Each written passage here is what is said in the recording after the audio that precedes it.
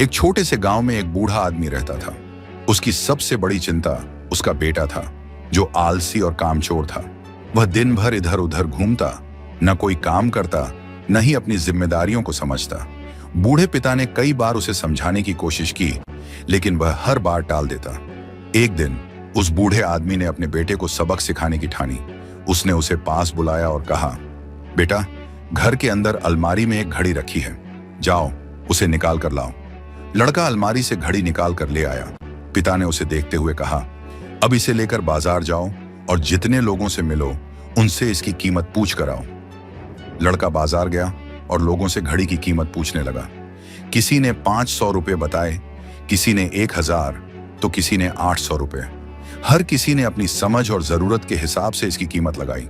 लड़का वापस घर आया और पिता को सारी बातें बताई। बूढ़े पिता मुस्कुराए और बोले, ठीक है बेटा, अब इसे अलमारी में रख दो, कल फिर इसे लेकर आना।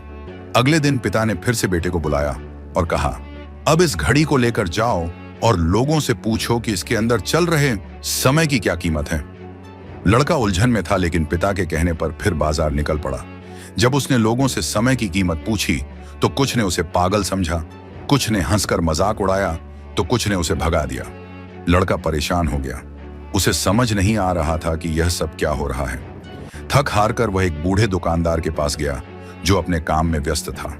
जब उसने उससे समय की कीमत पूछी तो बूढ़े दुकानदार ने उसे गौर से देखा और कहा, बेटा, इस समय की कोई कीमत नहीं है। तुम करोड़ों रुपए देकर भी अपनी जिंदगी का 1 सेकंड वापस नहीं खरीद सकते। दुकानदार आगे बोला, समय की एक अच्छी बात यह है कि यह तुम्हारे हाथ में है।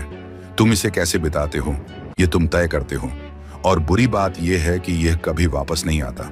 अमीर हो या गरीब, सबके पास 24 घंटे ही होते हैं। यह तुम पर निर्भर करता है कि तुम इस समय से क्या बना सकते हो। इसलिए इसे बर्बाद मत करो, बल्कि इसका सही उपयोग करो। उस बूढ़े आदमी की बात सुनकर लड़के की आंखें खुल गईं। उसने पहली बार महसूस किया कि उसका जीवन अब तक कितनी बेकार चीजों में गुजर रहा था। वह दौड़ता हुआ अपने पिता के पास गया और उन्हें सब कुछ बताया। उस दिन के बाद से उसकी जिंदगी पूरी तरह बदल गई। दोस्तों, समय सबसे अनमोल चीज है। यह मुफ्त मिलता है, लेकिन इसका मूल्य अनगिनत है। इसे खरीदा नहीं जा सकता, लेकिन सही तरीके से इस्तेमाल किया जा सकता है। अगर इसे एक बार खो दिया तो फिर कभी वापस नहीं पाया जा सकता। इसलिए अपने हर पल की कद्र करो और इसे सही दिशा में लगाओ। अगर आपको यह कहानी पसंद आई हो तो इसे दूसरों तक जरूर पहुंचाएं। मिलते हैं अगली बार एक और प्रेरणादायक कहानी के साथ। सब्र करो, शुक्र करो और जिंदगी में आगे बढ़ो।